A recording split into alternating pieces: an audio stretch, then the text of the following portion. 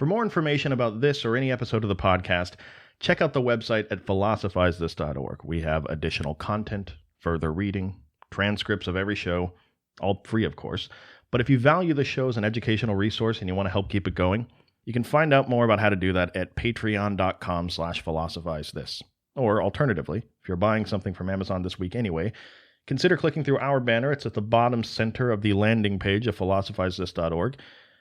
Small percentage goes back to the show. It may just be a click for you, but every little bit adds up. Thank you for wanting to know more today than you did yesterday, and I hope you love the show. Have you guys ever heard of a stoa? A stoa was a common structure in ancient Greek architecture that served a wide variety of purposes, but most of the time it was just a place that people gathered. Just imagine two huge lines of big Doric or Ionian columns holding up a massive roof, usually hundreds of feet long and positioned right in the middle of town, offering people a little shelter from the elements while they do their business. In a stoa, sometimes merchants would set up shop, sometimes artists would lay out their artwork for people to see, sometimes people would just hold a gathering in honor of some local prestigious war hero. But in the 2nd century AD, there was a guy named Diogenes, and he was incredibly rich, the richest man in his town of Oinoata. The Mitt Romney of his town of Oinoata. He was so rich and believed so much in the philosophy of a guy named Epicurus, who lived almost 500 years before him, that he paid to have a giant wall built onto this stoa that was right in the middle of town. He built it where he knew everyone would be walking past it, and they'd all have no choice but to look at it all day long. And on this wall, he carved in 25,000 words. That's about 260 square meters of text. And the text he chose to carve into this wall was the philosophy of Epicurus. Metaphysics, epistemology, ethics. Just imagine going about your daily business and constantly having to look at some antiquated view of how to be a happier person written by a guy that never knew you and lived hundreds of years ago, and he's telling you you're doing everything completely wrong. It must have seemed pretty pretentious at the time. On one of the sections of the wall, though, at the very beginning there was sort of a prologue written by Diogenes, explaining why he even put up the wall in the first place. He writes about being extremely troubled in his youth, and that by studying Epicurus and his philosophy, he turned his life around. He achieved a level of tranquility he didn't even know was possible. He writes that the older he got, the more gratitude he had for the teachings of Epicurus, and it was this gratitude that drove him to put up this wall. He said he did it to help also those who come after us, and to place therefore the remedies of salvation by means of this porch, because the wall he built was adjacent to a portico of this stoa, which is like a porch. He said that if there were only one or two people who were lost, or had been led astray in this human existence, then he'd just find them himself and talk to them personally about Epicurus. Instead, he built a giant wall in the middle of a public place, because as far as he saw it, most people were lost. Hello everyone, I'm Stephen West. This is Philosophize This, and today we return to Western philosophy, at least for a little while. And this episode is part 1 of a mini-series that months from now, people will look back on and see it all as one block. And if by chance you're listening to this months from now, this next part may seem kind of repetitive or contrived because I say it every episode, but please be considerate of the fact that we're releasing one episode every 2 weeks almost, and I need to re-up my gratitude for the love and support I've gotten over the last 2 weeks. This show is growing rapidly, and this audience is like the nitrate fertilizer. Thank you for the donations. Thank you for following me on Twitter. Thank you for the emails.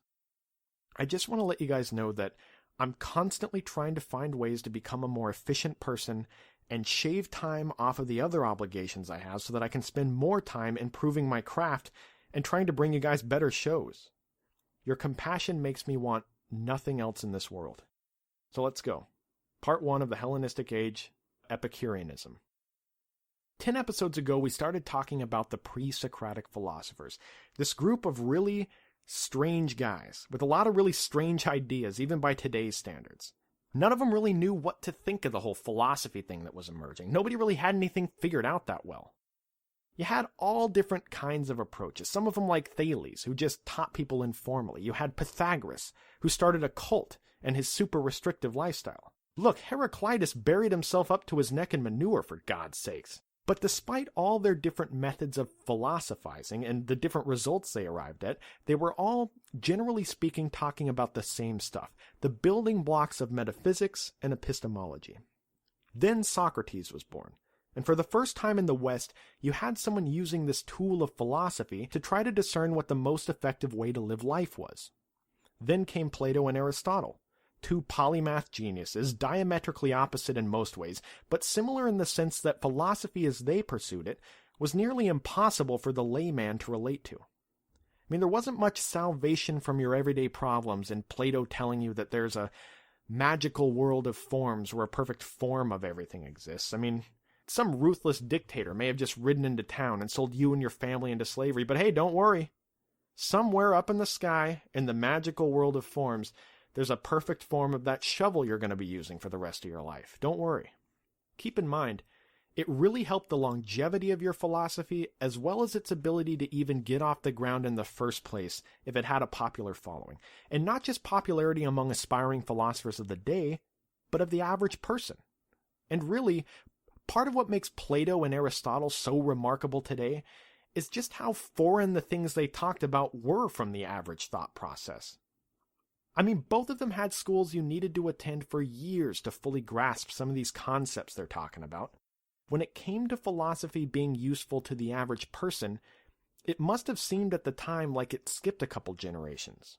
I mean, so goes the famous quote by Cicero that Socrates, however, was the first who called philosophy down from heaven and placed it in cities and introduced it even in homes and drove it to inquire about life and customs and things good and evil. But when Aristotle died in 322 BC, he wasn't the only supremely important figure to keel over and die recently. Just 1 year earlier, Alexander the Great died. And that ended an uncharacteristically stable time in the life of the average citizen of Athens. The life of the average citizen was changing. Philosophy was changing. And the Hellenistic Age was beginning. The death of Alexander the Great is one of those moments in history where it's crazy to think about what history would look like today if things went down differently.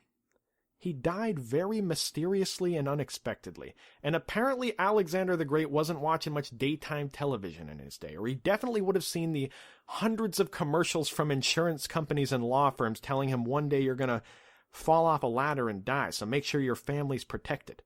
Nope. It was actually quite the contrary. He died so suddenly, he hadn't even named a successor, and nobody knew what to do. In the year 323 BC, suddenly the largest and most powerful empire known to man at the time was just up for grabs. Suddenly everyone was scrambling just to try to hold on to this really good thing they had going. Opinion was divided on what to do. Some people thought, as far as a successor goes, Alexander's half-brother was the best way to go. Then a whole nother group of people thought that they should wait around for his unborn child to come of age.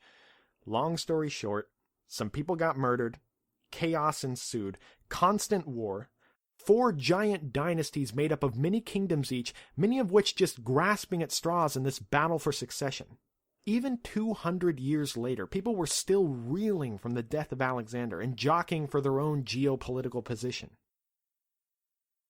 The life of the average person during this time period changed dramatically with the death of Alexander.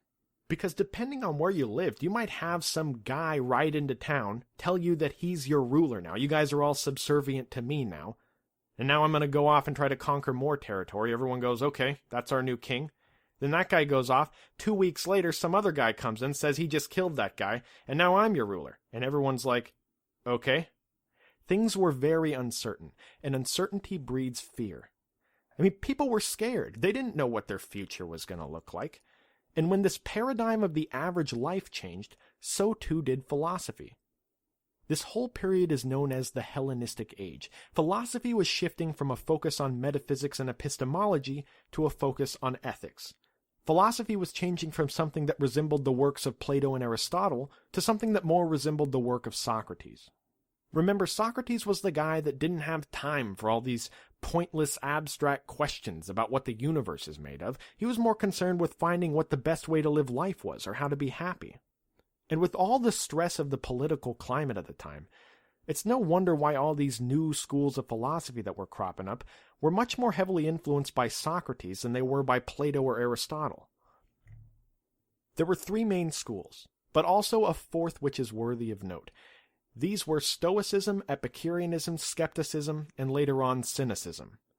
Much like the four dynasties of the political landscape, these four schools were constantly battling with each other, trying to assert their dominance. And throughout this Hellenistic Age series, we're going to be talking a lot about the relationships and battles between these schools. And in the end, when we're left with the winner, the king of the Hellenistic Age hill, we'll realize just how important the politics of the day are in determining which philosophical schools emerge victorious and which fail, a concept which will be crucial in understanding the next 1500 years or so. There aren't many people throughout history that can claim to be as misunderstood as Epicurus. I think most people think of Epicureanism as being synonymous with a life of indulgence, but this is actually very far from the truth. The entire goal of his philosophy, as well as many of the other philosophies of the time, was to increase your ataraxia. It was a word at the time that meant tranquility, or more specifically, a complete freedom from pain. For Epicurus, it was a very literal struggle against pain. Apparently, he spent most of his life with chronic severe pain in his stomach and gut. And it's commonly thought that he died of very bad kidney stones. I mean, he writes a letter on his deathbed where he tells his friend that he knows he's going to die and that he's unable to urinate and he's in extreme pain. It's terrible. But the freedom of pain that he talks about in his philosophy, the freedom of pain that someone could relate to very well in the Hellenistic Age, was a completely different kind of pain. 7 years after the death of Plato, Epicurus was born, 341 BC.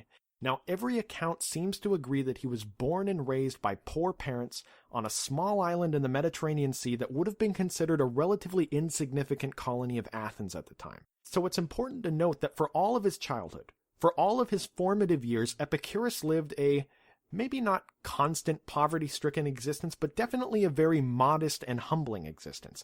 And much like Siddhartha Gautama, both spent their malleable years in a place that would offer an invaluable insight into what happiness truly is when developing their philosophy later.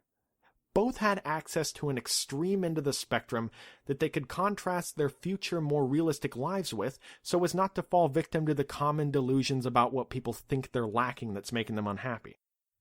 Palaces and riches for Siddhartha, abject poverty for Epicurus. And when he finally left the island he spent all those years on, it's interesting to consider that he studied under philosophers who were direct students of two people, Plato and Democritus. When you compare the two as philosophers, they're not even in the same galaxy. If you compared the task of innovating philosophy to the task of getting off of a deserted island, Plato would be Tom Hanks in Castaway, and Democritus would be his volleyball friend Wilson. I mean, Plato did everything, and Democritus just kind of floated there with that creepy smile. But for Epicurus, it was the opposite. Democritus was the guy that he really attached himself to. He laid the groundwork for all of his metaphysics. Now, just to recap, Democritus is the guy that believed that everything we see in the world consists of atoms and void. Epicurus agreed with him. They both believed that because things we see are able to move around, they must be moving into empty space, right? Or else they wouldn't be able to move. So they call this empty space void. They also both believe that the things we see around us are composites. They're made up of many things smaller than the thing itself. Because if they weren't, then we wouldn't be able to break them into smaller pieces or cut them down to size. But on that same note, they both don't think that the process of cutting things in half can go on forever, and that there must be some fundamental, unchanging, eternal building block of stuff that can explain the uniformity of the world and everything in it. That building block is the atom. So these guys love each other. I mean, they agree on many things, but obviously not everything. And the differences between the metaphysics of Epicurus and Democritus, as far as atoms go, lie in three main areas. The first one is that Epicurus believes atoms have a weight and naturally move downward. Now, there's all sorts of multi-generational drama at work here. Let me bring you up to speed, though. Previously on General Hospital, Democritus said that all atomic motion, all movement of atoms throughout the void, is the result of previous atomic collisions. Like, this atom got hit by that atom over there, and they collided and hit this atom and went flying, etc. Then, years later, Aristotle threw Democritus a major curveball and said, well, that's great and all. Cool story, bro. But How did they begin moving in the first place? Then Epicurus responds to Aristotle by saying that atoms have a weight, and therefore, in this pre-Sir Isaac Newton world they're living in, atoms would naturally travel downward. So this explains why they started moving at the beginning of time. But then you got to be thinking, and I'm sure Aristotle would have been thinking this, well, why didn't the atoms just move perfectly downward from the beginning? How do you explain them running into each other in the first place? Well, the answer to this is the second of three differences between Epicurean metaphysics and Democritean metaphysics, the swerve. Simply put, the swerve is Epicurus's way of explaining how atoms originally collided with each other, and it's just that every so often, at random times, in random intervals, an atom will just kind of swerve to the side a bit. That's it. Now everyone tries to compare this to modern quantum physics and how there's some infinitely small percentage chance of an atom shifting position on its own. I think it's safe to say Epicurus didn't stumble across this in 300 BC. But that's not to say there's nothing profound about this idea. The implications behind the swerve theory fueled a philosophical debate that still exists to this day. Here's what I mean. Democritus believed in a sort of cosmic determinism. He thought that based on his theory of the universe, if you found an atom somewhere in the universe right now, and you followed that atom around, eventually that atom is going to run into another atom and combine with it, and then maybe those two atoms will run into a rock or something. Basically what I'm saying is the universe is so constant and predictable that you could have known the future of that atom from the get-go. You could have known that it was going to combine with the rock way back when you first found it, and for that matter, you could know everything it was ever going to do if you were willing to do the calculations far enough out. Humans, like rocks and planets, are also made up of just atoms. So everything, including human action, to Democritus were just atoms colliding and moving around in space, and in that sense that everything is already predetermined. But Epicurus didn't agree. He agreed that our bodies are made up of the same atoms that celestial bodies are made up of, but he didn't like the determinism. If this determinism was true, we would all be hopeless spectators to our bodies and their actions. Passengers, not in control at all. I mean, you'd just be hopelessly watching your atoms go to the bathroom and forget to put the toilet seat down. Millions of men around the world would instantly have an excuse, and you can't really be held accountable. And it's not just that. This would make morality absolutely pointless, because you could never hold anyone accountable for any of their actions. It was just an unfortunate sequence and collision of atoms. He agreed with most of what Democritus said, but he held that there must be at least some small amount of free will at work here, and that's how he rationalizes the swerve doctrine. Years later, a Roman poet and staunch Epicurean named Lucretius puts it well in his poem De Rerum Natura. Quote, "Again, if all movement is always interconnected, the new arising from the old in a determinate order, if the atoms never swerve so as to originate some new movement that will snap the bonds of fate, the everlasting sequence of cause and effect, what is the source of the free will possessed by living things throughout the earth?" End quote. The third difference between their theories of atoms involves Epicurus' thought that the causes of our sensations come from something outside of the sensations themselves, but I think it'll make the most sense and be the most memorable if we cover it in a future episode. Let me just say, though, the first half of his philosophy is natural philosophy, or what in modern times we would probably just call science. And even though he got a lot of things wrong, he really didn't do too badly considering. But make no mistake, his aim was to find a rational way of understanding the world that had nothing to do with gods or supernatural forces. This was extremely important to him, because if he didn't have one, all the rest of his philosophy becomes much less effective. Throughout the years, Epicureans railed against any sort of magical or supernatural or fate-driven account for some phenomena happening, and sometimes they got a little carried away. Just how you can stagnate scientific progress by blindly accepting that a supernatural force is behind something that you don't understand, you can also stagnate scientific progress by prematurely accepting a rational account for why something happened without any evidence, simply because you want some explanation that's not supernatural. And the Epicureans were definitely guilty of this. Just one more time to make this clear. The two halves of Epicurus' philosophy fit together beautifully, but in order for the second half to work properly, Epicurus thought you needed this rational explanation of the world without gods. So it's no surprise that he approached it a little more comprehensively than just making a few updates to Democritus and his theory of atoms. He was an empiricist. On one hand, he had to refute the rationalist descendants of Plato, and on the other hand, he had to refute one of the major rival philosophical schools of the time, the skeptics.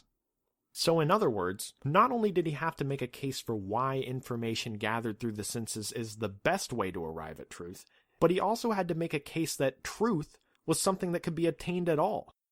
Not exactly an easy task, but he came up with some pretty interesting ideas.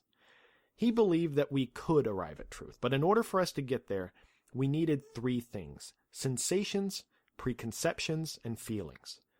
He thought when we see any object, that object is constantly sending off a layer of atoms, one atom thick. Think ripples in a pond, except the ripples are atoms, and they're moving in every possible direction. And those atoms slam up against our eyes and into our body, and our sense organs read this layer of atoms and create a picture in our minds of what the world around us is. But he made it very clear that we need to proceed with caution from this point. He heard the arguments from people. He heard when they said the senses lie to us and are crude biological instruments that deceive us all the time. Why should we trust them? Well, Epicurus thought it wasn't the senses that were deceiving us, our minds were deceiving us. And this is where the preconceptions and feelings come into play. The way Epicurus saw it, how can we blame the sense organs? The eyes or ears or nose are just transmitting information. These things are purely mechanical. The eyes aren't making judgments that the world is a certain way or isn't a certain way. That's you doing that. That's your mind. And at the same time, he recognized that the senses weren't perfect. He just thought it was dumb to go against everything the senses tell us. Because if you went extreme and discounted everything the senses told you, you'd have no reference point to relate other information to. He says it in number 23 of his Principal Doctrines, quote, "If you fight against all your sensations, you will have no standard to which to refer, and thus no means of judging even those sensations which you claim are false." End quote. He gives a great example about seeing a tower in the distance. He talks about if you were half a mile away from a tower and it looked round, you would assume based on that input that the tower was round in shape. But then if you walked towards the tower and it slowly started to change, and eventually when you were only a couple hundred yards away the tower looked square, at which point were your senses lying to you? Well, he actually gives us an atomic explanation for distortions between your senses and the waves of atoms coming off of an object. And he gives us a general rule of thumb that the closer you are to something, the more accurate of a representation you're getting, but that's probably delving too far into it. The important rung on the ladder of epistemology is that, yeah, the senses are far from perfect, but he thought they're the best and most reliable thing we have. So really what you should do is realize the faults and limitations of them and the things that they're good at. Because no matter what the senses tell us, there's at least some basis in reality. They're never completely lying to us. And this is the nexus of Epicurean philosophy. This is the junction station of the two halves of his philosophy that we were talking about earlier. We perceive the world in a flawed way because of our mind. Our mind's flawed way of interpreting what the senses tell us. In the same exact way, we perceive our happiness in a flawed way because of our mind. Our mind's flawed way of interpreting the situations we live in. It's not the input. It's the mind's interpretation of that input. And if you ask me, this is what Epicurus should truly be remembered for. I mean, people have this misconception that Epicurus was a guy that preached constant indulgence in vice. These people have this idea that the guy was walking around telling everyone, drink a thermos full of clam chowder every day, become 900 pounds like me. I mean, come on. Really? It couldn't be further from the truth. But it's something that we've seen before. He suffered the same fate of rampant gossip that Pythagoras did years earlier. Because after Epicurus studied under Nausiphanes and wasn't really happy with the way he was teaching, he set up his own philosophical schools in Mytilene and then in Lampsacus before finally settling back down in Athens at the age of 34, where he bought a house on the outskirts of Athens and started the school he would become famous for, the Garden. Now the Garden was very special. It accepted women and slaves as members and advocated a very communal, simple life. a collection of friends all reveling in the production of Epicurus' teachings, leaving behind all the politics and ambitions that come with being a citizen living in the busy city that lead to nothing but disappointment or dissatisfaction. The only problem was, it was precisely that, a commune. The secretive cult-like atmosphere where they secluded themselves from the population led to tons of gossip and oversimplifications about what Epicurus taught. It was kind of a perfect storm of several things all coming together. People love to draw comparisons between Epicureanism and hedonism. They love to attach the two. Hedonism is a school of thought where pleasure is seen as the only intrinsic good. And not only was it not created by Epicurus, it would have been well known by the time of Epicurus. I mean, hedonism goes all the way back to even ancient Sumeria in the Epic of Gilgamesh. You know, it says, "Fill your belly day and night, make merry. Let days be full of joy. Dance and make music day and night. These things alone are the concern of men." The problem is that the definition of pleasure varies between all the hedonist philosophers, so it's unfair to classify Epicurus with people like the Cyrenaics and think of them as all the same.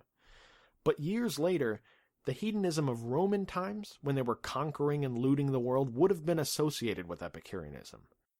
But Epicurus wasn't an advocate of just any pleasure or anything anyone could possibly perceive to be pleasure.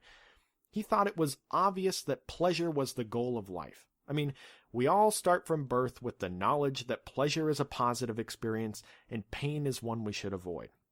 But the important distinction he makes is that there are two kinds of pleasure: kinetic pleasure and static pleasure.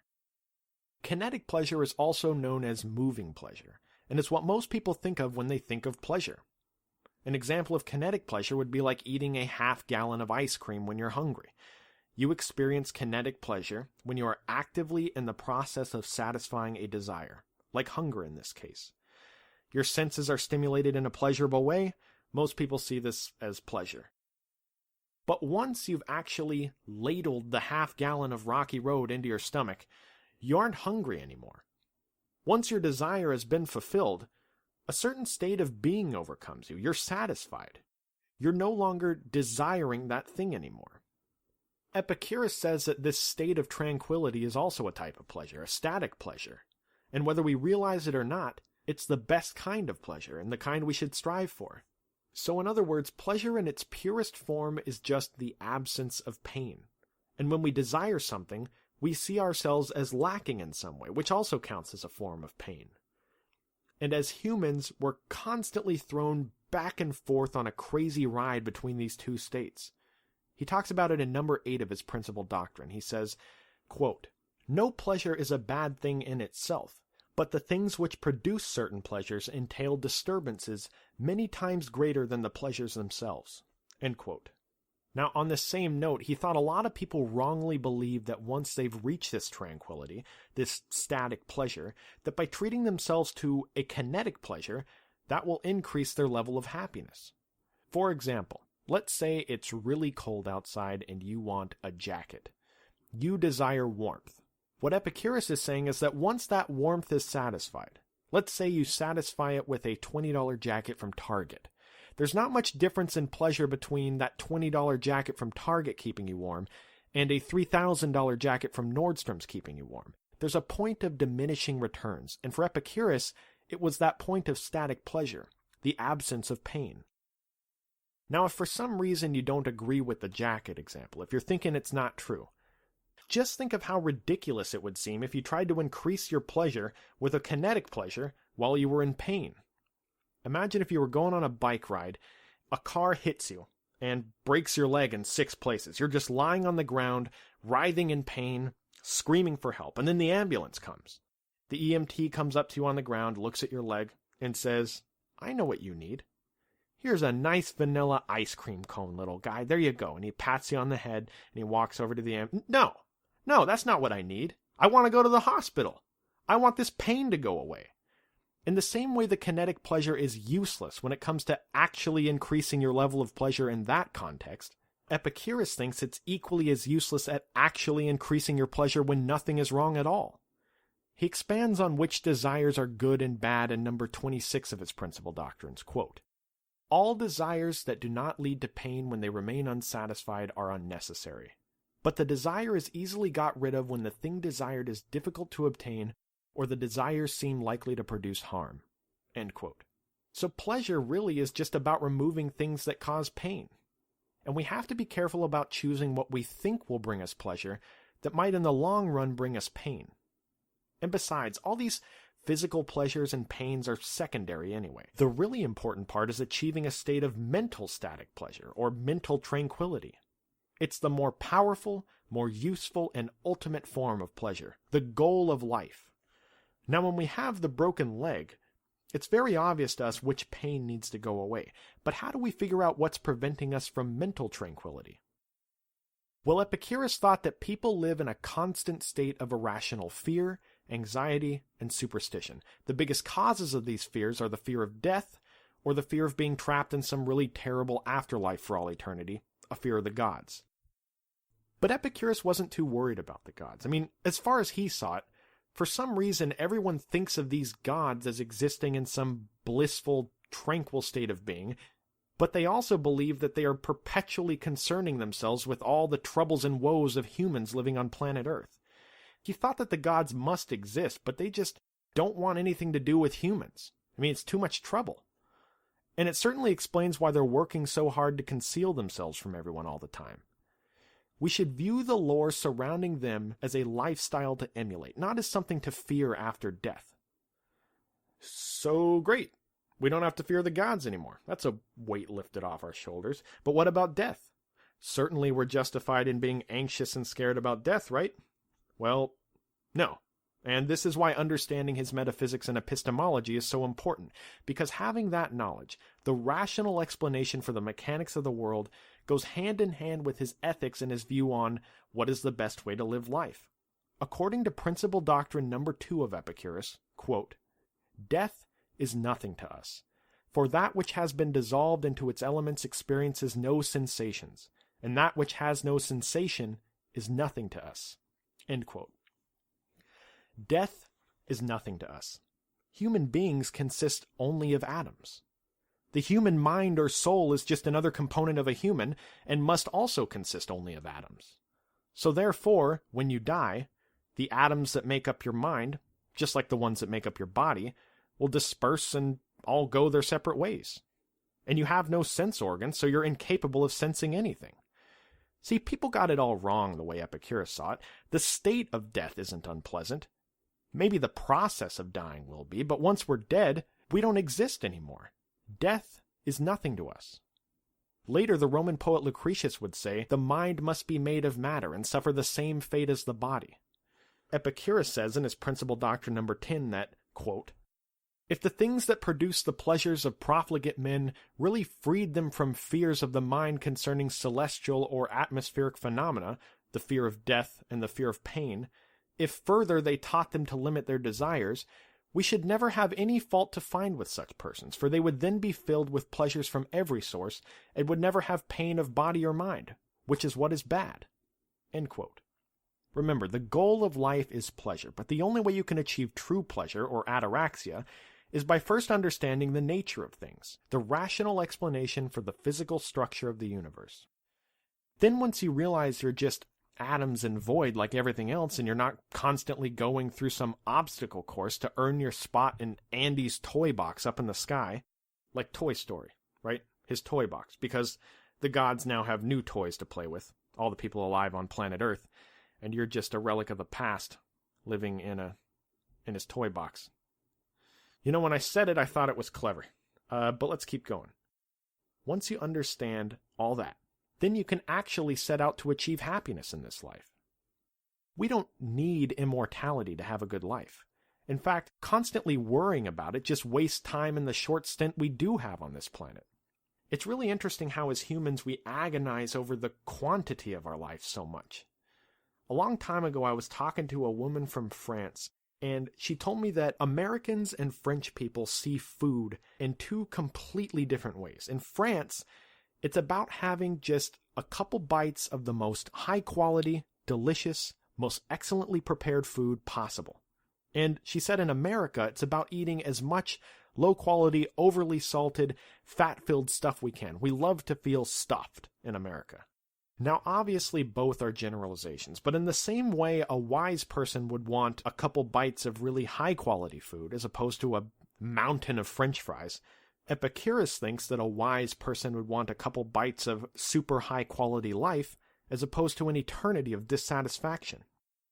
Elimination of all these mental fears is the ultimate form of pleasure, and thus the goal to life.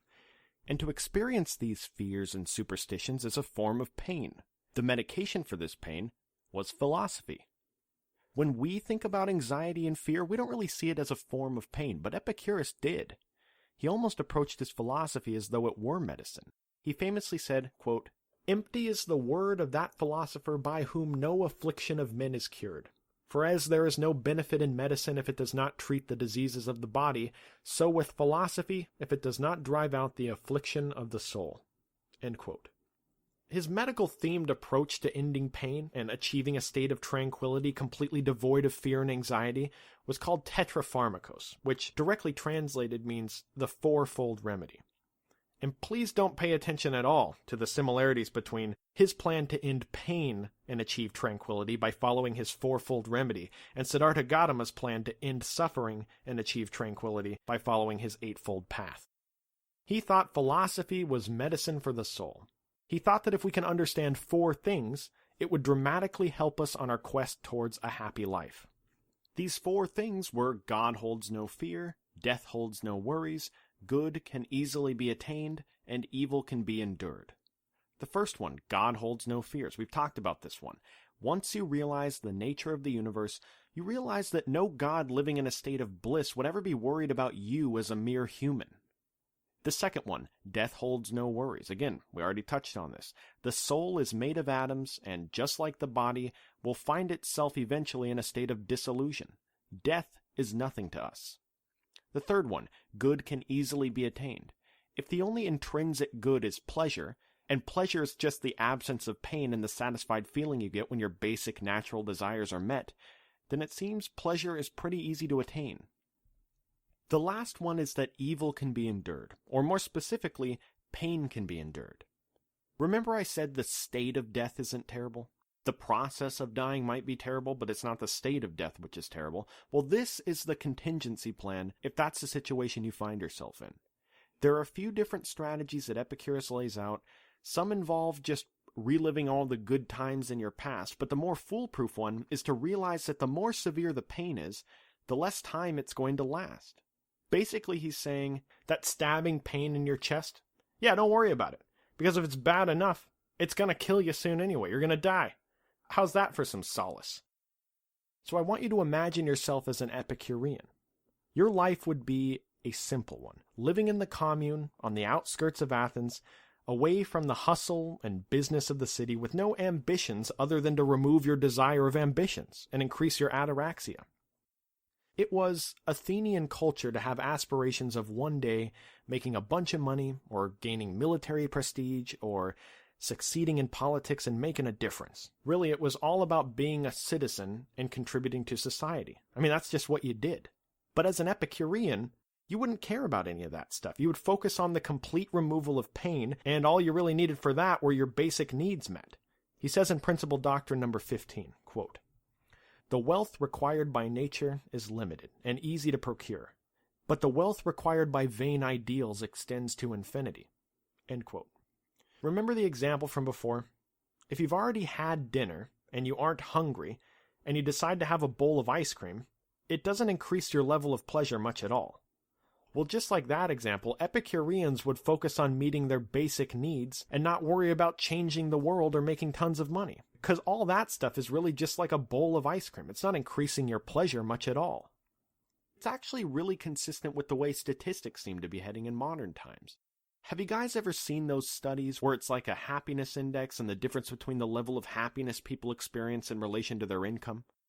The ones I've seen always show the difference in happiness between $0 in income per year and something like $50,000 a year in income is massive. Like, no comparison between the two. But the difference in happiness between $50,000 a year and $50 million a year is basically nothing. The point of the study is that once people make enough money to pay for their basic needs, It really doesn't matter how many cigars you're lighting with $100 bills. You don't get that much happier. This seems to be the idea that Epicurus had when he set up the garden. Now, as an Epicurean, politics and prestige were not important. In fact, Epicurus often said things like, withdraw from public life and focus on a private group. And this private group he was referring to were the fellow members of the commune, your friends. If meditation was the way to cultivate happiness in Buddhism, then in Epicureanism, friendship was the way you can cultivate the steady and long-lasting joys that counter the inevitable pain of life.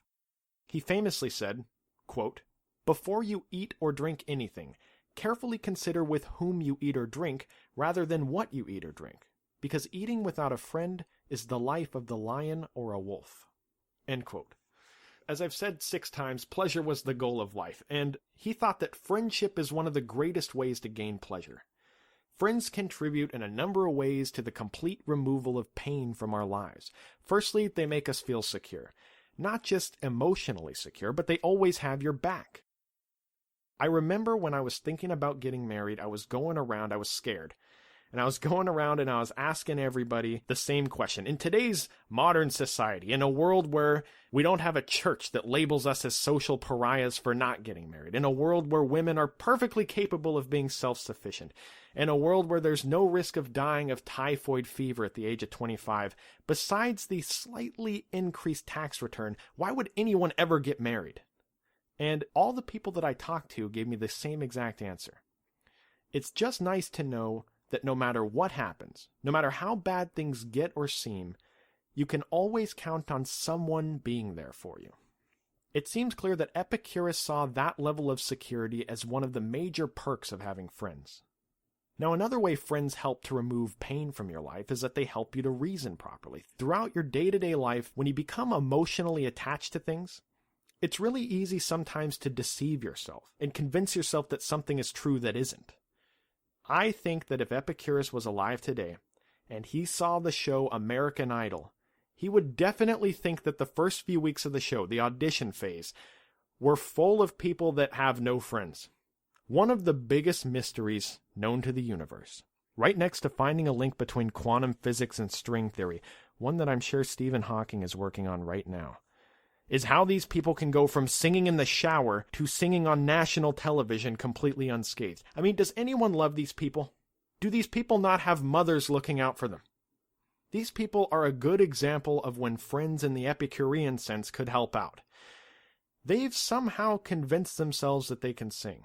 And a true friend in Epicurus's eyes would have shone light on their delusions and helped to remove or prevent the future pain of Simon Cowell saying, "That was absolutely dreadful." Friends in this way provide an objective interpretation of ourselves. In Buddhism, it was a life full of constant self-reflection, removing yourself from your own ego, and thus removing the delusions we cloud ourselves with, or at least finding which ones were destructive. But in Epicureanism, our friends act as a neutral third party that calls us out when we're fooling ourselves.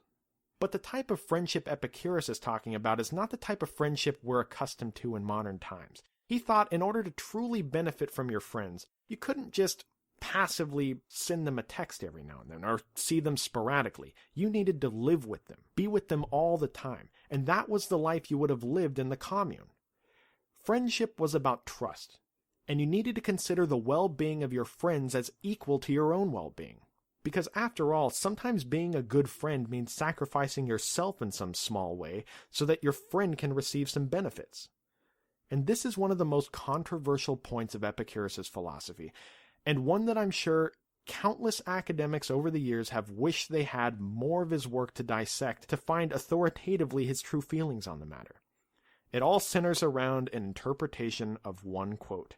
Principal Doctrine number 5, quote, "It is impossible to live a pleasant life without living wisely and honorably and justly, and it is impossible to live wisely and honorably and justly without living pleasantly. Whenever any one of these is lacking, when, for instance, the man is not able to live wisely, though he lives honorably and justly, it is impossible for him to live a pleasant life." End quote. On one side of the fence, you have people that say that Epicurus was completely amoral, meaning that there are no good things or bad things in themselves, just things that add to or detract from your level of pleasure or ataraxia. So In this case, the idea of altruism wasn't his favorite thing. Because if you're making sacrifices or foregoing potential pleasure so that someone else, even your friends, can be better off for it, then you are, by definition, at least in some small way, in pain. And based on his egoist hedonistic philosophy, if you're in pain, you're doing the wrong thing. And I'd like to direct your attention back to the quote by Dr. Epicurus. It is impossible to live a pleasant life without living wisely. On the other side of the fence, you have people that respond to this with principle doctrine number 8. We said it earlier. No pleasure is a bad thing in itself, but the things which produce certain pleasures entail disturbances many times greater than the pleasures themselves. You can smoke a cigarette now, and maybe it will relieve stress and make you look super cool in the short term, but eventually, years from now, you're gonna get lung cancer and die. Epicurus would not condone this behavior because the pain you receive in the long term completely overrides the pleasure you get in the short term. Conversely, the sum total of all the benefits that having close friends give you in the long term completely override whatever insignificant amount of pleasure you would get in the short term from not acting altruistically. These people argue that Epicurus really thought that acting altruistically is a self-serving venture, and that the benefits of having friends actually increases your net pleasure overall. For Epicurus, all the different forms of virtues that other philosophers laid out are actually all forms of prudence, or expertly choosing what is best for you. And now it's time for the big question. There's a chick flick movie starring John Cusack called Serendipity that I'm ashamed to say I've seen multiple times. There's a scene in the movie where they bring up the concept of fate. Some people believe in the idea that there's a one and only someone for everybody, a soulmate. And whether it's the power of the universe or the power of God, you're destined to be with this person. Now in the movie, a therapist is trying to reason with one of the main characters, saying that this fate thing is really just a human construct, trying to force the onus external to themselves because by saying your relationships are failed because you guys just weren't destined to be together, really that's just a cop-out. You're just trying to get out of all the hard work that being in a successful long-term relationship really requires. Next episode, we're going to be looking into Stoicism, the biggest rival of Epicureanism. And one of the major tenets of Stoic thought is the concept of fate. Forget relationships. Philosophize this. Do you believe in fate? Talk to you guys soon.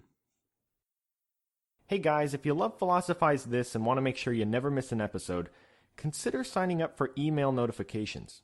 Whenever a new episode is released, I will personally send you an email telling you it was released, along with a short summary to pique your interest, a picture, guaranteed to make you smile, and pretty much anything else interesting in the philosophical world that week.